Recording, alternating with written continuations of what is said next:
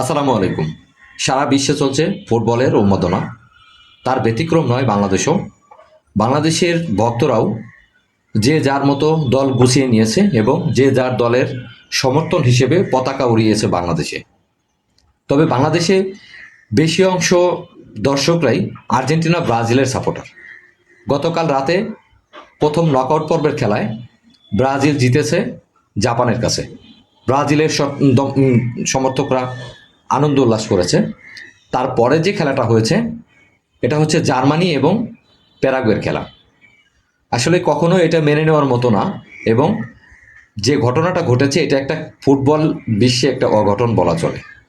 প্যারাগুয়ের মতো একটা দল জার্মানিকে হারিয়েছে, এটা আসলে মেনে নেওয়ার মতোই না।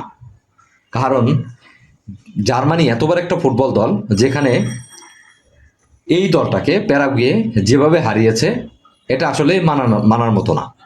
আমাদের বাংলাদেশে যারা জার্মানির ফ্যান ফলোয়ার আছে তাদের মনে ব্যথিত, কারণ তাদের দলটা গতকাল নকআউট পর্বে হেরে গেছে। আর এখন দল হারা মানে বিশ্বকাপ থেকে বিদায় নেওয়া, কারণ হচ্ছে এটা নকআউট পর্ব, এখানে যে হারবে সেই বিদায় নেবে। প্রথমার্ধে প্যারাগুয়ের কাছে জার্মানি গোল খেয়ে যায়, তারপরে কোনোভাবে জার্মানি গোলটা পরিশোধ করে। লাস্ট পর্যন্ত আর কোনো পাশে গোল না হওয়ার কারণে খেলাটা গড়ায় ট্রাইফিকারে যেভাবে আমরা ট্রাইফিকার দেখলাম, তাতে জার্মানি একটা অভিজ্ঞ দল, যেখানে অভিজ্ঞ খেলোয়াড়রা থাকে। এই খেলোয়াড়গুলা যেভাবে একের পর এক ট্রাইফিকার মিস করেছে, তাতে আমার মনে হয় যে এখানে যদি আমাদের বাংলাদেশও থাকতো তাও মনে হয় ভালো খেলতো। এটা একটা কথার কথা। যাই হোক, যারা জার্মানি সাপোর্ট করে তাদের মনে অনেক কষ্ট, তাদের দলটা হেরে গিয়েছে, বাদ পড়েছে। পরিশেষে আমরা বাংলাদেশিরা যে যে দলের সাপোর্টই করি না কেন, আমাদের উচিত সবার আগে বাংলাদেশ।